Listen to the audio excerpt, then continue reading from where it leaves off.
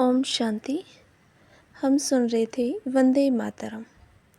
आज हम सुनेंगे इसमें दादी जानकी जी का अनुभव। उससे पहले छोटा सा परिचय सुनते हैं उनका। आप सन 1937 से इस ईश्वरीय ज्ञान और योग की साधना में हैं। सन 1951 से 1974 तक आपने भारत के अनेक स्थानों पर ईश्वरीय सेवा की।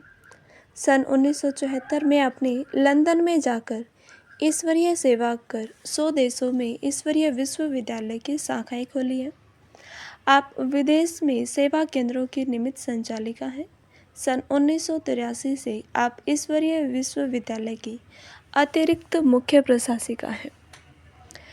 बाबा ने कहा, बच्ची तुम्हारे सामने कोई भी आएगा उनका गला ही बंद हो जाएगा। दादी जानकी जी अपना अलौकिक अनुभव इस प्रकार सुनाती हैं। जब मेरी उम्र 11 साल की थी तब स्कूल में गई थी और 3 साल पढ़ाई की, फिर छोड़ दिया। जितने भी शास्त्र हैं, विचार सागर, योग वशिष्ठ, भगवत गीता, भागवत, ग्रंथ साहिब, इन सबको घर में ही पढ़ती थी। सुखमणि के पाठ में तो मुझे बहुत विश्वास था, इसलिए कोई शरीर छोड़े तो आजू बाजू वाले भी कहते थे कि सुखमणि का पाठ पढ़कर पानी पिला दो, उनकी अच्छी गति होगी। इसलिए लोग मुझे बुलाते थे। साधु महात्माएं भी सब मुझे जानते थे, लेकिन मैंने कोई गुरु नहीं किया था। मैं किसी की शिष्या नहीं बनना चाहती थी, क्योंकि मुझे न किसी की चेली कहलाना पसंद था और न किसी का गुरु बनना पसंद था। बचपन से ही मुझे सांसारिक बातें पसंद नहीं थी। जैसे जैसे बड़ी होती गई, अंदर में परमात्मा की खोज बहुत बढ़ने लगी, लेकिन मैं वैसी भक्ति भी नहीं करती थी जैसी दुनिया में की जाती है। जब भी बुजुर्ग लोग आपस में बैठकर ईश्वर की बातें करते थे तो मैं वहाँ जाकर बैठ जाती थी। मुझे ईश्वर की बातें सुनने में बहुत रुचि थी। बचपन से ही मुझे सवेरे उठने की आदत थी। एक बार मैं पिताजी के साथ शिकारपुर गई, जहाँ खास बिजनेस वाले रहते थे। जिनके घर पर हम रुके थे वह आदमी मेरे लौकिक बाप समान ही था।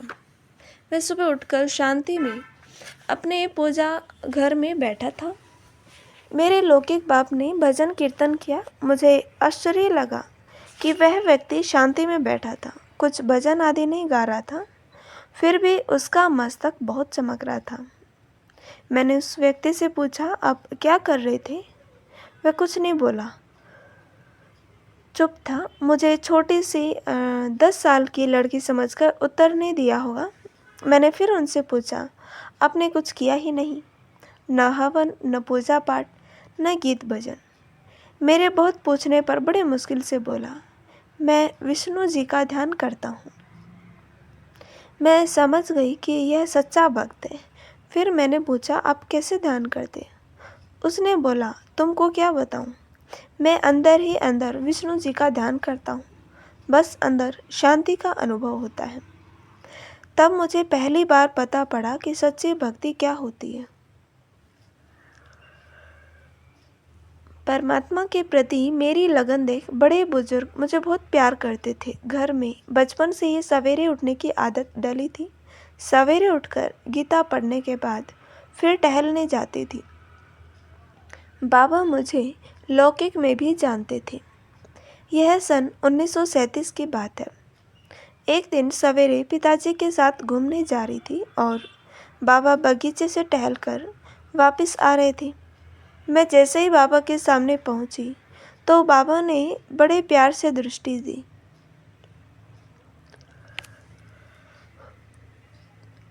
मुझे एकदम हल्केपन का अनुभव हुआ और ऐसे लगा कि इसमें भगवान है। उस समय मन में आया कि यही मेरा बाप है, परमात्मा है। मुझे परमात्मा की खोज तो थी ही, मुझे लगा कि वह मिल गया। उसी दिन से मेरा संबंध जुट गया। बाबा मुझे पहले से अर्थात लौकिक में ही जानते थे।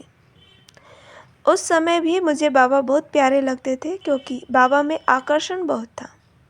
जब ओम मंडली शुरू हुई तो मैं बाबा के पास आती जाती थी, परंतु निमित्त घर में रहती थी, लेकिन बुद्धि ईश्वर में ही लटकी रहती थी। उन दिनों लौकिक बाप को लोक लाज का बहुत ख्याल था, इसलिए मुझे शादी करने के लिए कहता था। एक बार मैं और मेरी लौकिक बहन दोनों मिलकर बाबा के पास गए। बाबा ने कहा, यह अर्थात मेरी लौकिक बहन लक्ष्मणा बहुत होशियार हो जाएगी और इसका अर्थात मेरा कर्म बंधन होगा। बाबा के इस बात से मुझे थोड़ा संशय आया, क्योंकि मुझे दुनियावी बातों में रस नहीं था और बहन की तो दुनियावी रसों में आसक्ति थी। फिर भी बाबा ने मुझे ऐसा कहा, यह भी ड्रामा में नोंदा हुआ था। लौकिक बाप बाबा के पास गया और बाबा से मेरी शादी के लिए पूछा। बाबा ने कहा, भले कराओ। ड्रामा अनुसार मेरा कृपलानी कुल में जाना हुआ। उस परिवार में तो किसी चीज़ की कमी नहीं थी। धन दौलत धर्म भक्ति भी खूब थी, लेकिन सब कुछ होते हुए अर्थात संपन्न होती भी मेरी आँख किसी में नहीं डूबी। मुझे अंदर से वैराग्य था। सदा ख्याल रहता था कि मुझे न संसार में न लोगों में फंसना है। बाप अफसोस करने लगा कि जानकी गई तो घर की लक्ष्मी भी गई। शादी के बाद एक बार पीहर घर गई। कुछ दिन वहाँ रही। पति लेने आने वाला था। मुझे ससुराल वापस जाने की इच्छा नहीं थी। भगवान की कोठी में जाकर खूब रोई। रो रो कर भगवान से कहा कि तूने मेरी नहीं सुनी। मेरे रोने की आवाज़ नीचे पति ने सुन ली तो उसको बहुत गुस्सा आया। ससुर घर आने के बाद रात को पति ने मुझे मारा। लौकिक बाप ने मेरी शादी ज़बरदस्ती से ही कराई थी, इसलिए वे अंदर से दुखी थे कि इसका मन नहीं था। फिर भी मैंने ज़बरदस्ती से शादी कराई। उनका व्यापार का धंधा था। कुछ दिनों के बाद व्यापार में बहुत घाटा हो गया। उनको अफसोस हुआ कि जानकी गई तो घर की लक्ष्मी ही चली गई। फिर पापा को यह समाचार मालूम पड़ा कि मेरे लौकिक पिता को बहुत घाटा हुआ है, तो बाबा ने हमारे पूरे परिवार को कराची बुलाया। हमारे परिवार से बाबा को बहुत प्यार था। उन दिनों बाबा ने कराची में कई मकान लिए हुए थे। उन मकानों में बाबा ने परिवार वालों को रखा था, जैसे शांतामणि दादी के पिता और उनका परिवार, चंद्रमणि दादी के पिता और उनका परिवार। उसी प्रकार मेरे पिता और मेरे परिवार को भी एक मकान में रखा गया। पति का तंग करना बढ़ता गया। मैं अपने आप को समझाती रही कि यही मेरा पार्ट है। किसी से लगाव तो था नहीं। बाबा के महावाक्य तो सुनने को कैसे भी मिल जाते थे। दीदी का घर हमारे घर के पीछे था।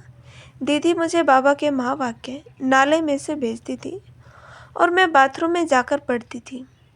रात को देवर जेठ सारे इधर उधर की दुनियावी बातें करते थे, परंतु मैं जाकर खाना बनाती थी।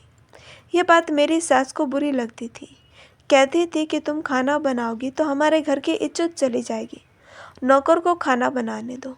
मैं कहती थी कि मुझे बनाने दो, क्योंकि मैं उनके बीच बैठना नहीं चाहती थी। अंदर जाकर ओम मंडली के गीत बड़े प्यार से गाती थी, जैसे ज्ञान से आनंद है निराला, कृष्णपुरी में धम धम बारी हो। लेकिन जब पति सुनता था तो उसको बहुत गुस्सा आता था, परंतु उसका कोई असर मुझ पर नहीं होता था। सुबह उठकर दिखाने के लिए भगवत गीता को निमित्त सामने रखती थी, लेकिन अंदर में भगवान को याद करती थी। पति आकर थप्पड़ मारता था कि गीता पढ़ रही हो या दादा लेखराज को याद कर रही हो, क्योंकि उन दिनों में बहुत बहनें भागकर कराची गई थी। मेरे लौकिक पिताजी भी हैदराबाद आकर कईयों को ट्रेन में बिठा देते थे। इसके कारण विरोधी सिंधी लोगों ने एक बार मेरे बाप को काला मुंह करके सारे शहर में घुमाया था। उन दिनों में मुझे बुखार आने लगा और टीबी हो गई। डॉक्टर को दिखाया गया। मैंने डॉक्टर से कहा, मेरी कोई दवाई नहीं है, मेरा मन सत्संग में जाने का है, मुझे और कहीं भी नहीं जाना, न घूमने की न किसी स्थान पर, कहीं नहीं। इससे घर वाले बहुत नाराज़ होते थे। मेरा लौकिक पति नवल मेरी सख्त निगरानी करता था। इसके कारण वह 18 महीने तक व्यापार के लिए कलकत्ता नहीं गया। वह समझता था कि मैं यहाँ से चला जाऊँगा तो यह सत्संग में चली जाएगी, लेकिन मैं अपनी मस्ती में प्रभु की याद में रहती थी। एक दिन लक्ष्मणा अर्थात लौकिक बहन को बाबा ने मेरे पास भेजा। वह पीछे के दरवाजे से आई। मुख्य दरवाजे पर पति पहरा दे रहा था। उस समय मैं खटिया पर बैठी थी। बहन बोली, लौट शक्ति दे सपने क्यों बुलाया है ओम को। ये 4 बार बोला और मैंने देखा कि उसका चेहरा एकदम लाल लाल है और हाथ में भी लाल लाल है। मेरा चेहरा पीला पीला। मैंने कहा, तुम्हारे में कितनी शक्ति आ गई है। उसने मेरी आंखों में देखा तो मुझे ऐसा लगा कि मेरे में भी शक्ति आ गई है। खास बाबा ने उसको मेरे पास भेजा था। बहन के जाने के बाद लौकिक पति अंदर आया और नाराज होकर बोला, तुम्हारी बहन आई थी। मैंने कहा, हाँ आई थी, मिलकर चली गई। फिर वह चुप होकर वहाँ से चला गया। कराची पहुँचते ही मेरी तबीयत ठीक हो गई। बांधेली होने के कारण मैं अक्सर बीमार रहती थी। डॉक्टर ने पति से कहा कि बीमारी दूर होने के लिए इसको खुश रखना है। खुशी से ही इसकी बीमारी ठीक हो जाएगी। पति ने आकर मुझसे पूछा कि तुमको क्या चाहिए। मैंने कहा, मुझे जो चाहिए वह मुझे यहाँ नहीं मिलता। उसने पूछा, क्या कराची चलोगी। मैंने कहा, हाँ कराची चलूँगी। उसने कहा, ठीक है, लेकिन दादा के पास नहीं जाना है। मैंने कहा, ठीक है, नहीं जाऊँगी, लेकिन कराची ज़रूर ले चलो। फिर मुझे मेरे लौकिक बाप के पास कराची ले आया। पिता ने नवल से कहा कि जब से तुम्हारे साथ उसकी शादी हुई है तभी से वह दुखी है। तुम इसको घुमाओ, सैर कराओ, खुश रखो। मैं उसके साथ घूमने जाने के लिए तैयार नहीं थी तो पिताजी ने ही उसके साथ घूमने जाना था। जब वे लोग घूमने जाते थे तब मैं बाबा के पास चली जाती थी। बाबा मुझे बहुत प्यार करता था। सभी बहनों ने मुझे बहुत प्यार दिया। वे ज्ञान की भू भू भी करती रही। मेरी तबीयत भी ठीक होती गई। पति ने सोचा कि कराची में आने से और माँ बाप से मिलने से खुश हो गई है, इसलिए इसकी तबीयत ठीक हो गई है। कुछ दिनों के बाद हम वापस हैदराबाद आ गए। तब तक पति को मेरे ऊपर थोड़ा विश्वास हो गया था कि अब यह ओम मंडली में नहीं जाएगी। वे गा रही थी खुशी खुशी से और मैं रो रही थी दुख दर्द से। मैं सिलाई करना जानती थी। मन में आया कि पति की कमाई खाने के बदले अपनी कमाई करनी चाहिए, इसलिए मैंने सिलाई करना शुरू किया। सिलाई से जो आता था उसी से ही मैं अपना पेट भरती थी। इस कारण से स्थिति शक्तिशाली तथा मन खुश रहता था। सिलाई करने के कारण मेरी उंगलियों में सुराख हो गई और उसमें पानी भर गया। मैंने पति से कहा कि डॉक्टर ने कहा है मुझे अस्पताल जाना पड़ेगा। पति ने छुट्टी दे दी। मैं अस्पताल गई तथा दवाई लेकर कला बहन, ईशु बहन की माँ के घर चली गई। वहाँ कमल सुंदरी बहन एवं भूरी बहन दोनों बड़े प्यार से गीत गा रही थी।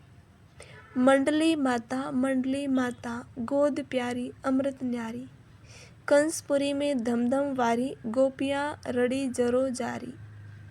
वे गा रही थी खुशी खुशी से और मैं रो रही थी दुख दर्द से। इन तीनों को मुझसे बहुत प्यार था। वे सोचने लगी कि इसको कैसे भी करके बंधन से मुक्ति मिल जाए। उन्होंने कहा कि तुम कैसे भी करके घर वालों से मुक्त हो जाओ। मैंने अंदर प्लान बनाया कि कैसे भी करके यहाँ से भागकर बाबा के पास चली जाऊँ। जब यह बात पति को मालूम पड़ी तो उसने मुझे बहुत मारा और कहा कि तुम अंदर यह प्लान बना रही हो। उस दिन से उसने कला बहन के पास जाने के लिए भी मना कर दिया।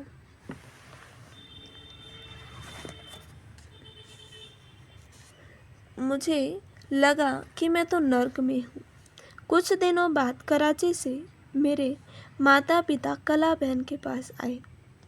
मैंने पति से कहा कि मैं माँ बाप से मिलकर आती हूँ। उसने छुट्टी दे दी।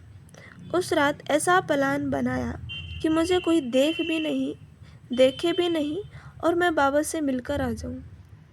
मैंने बाप को कहा मुझे बाबा के पास ले चलो। बाप ने भी हाँ कर दी।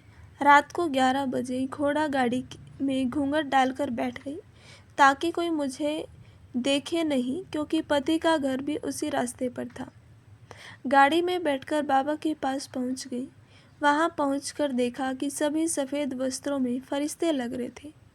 मैंने सोचा ये तो सभी जैसे स्वर्ग की परियां लग रही हैं। उनको देखकर मुझे बहुत रोना आया, लेकिन बाबा ने मुझे बहुत प्यार दिया, गिट्टी खिलाई और मेरे में शक्ति भर दी। फिर वापस घर आई। बाबा के पास जो दृश्य मैंने देखा था वह मुझे बहुत खींच रहा था, बार बार आंखों के सामने आता था। मुझे लगा कि मैं तो नर्क में हूँ।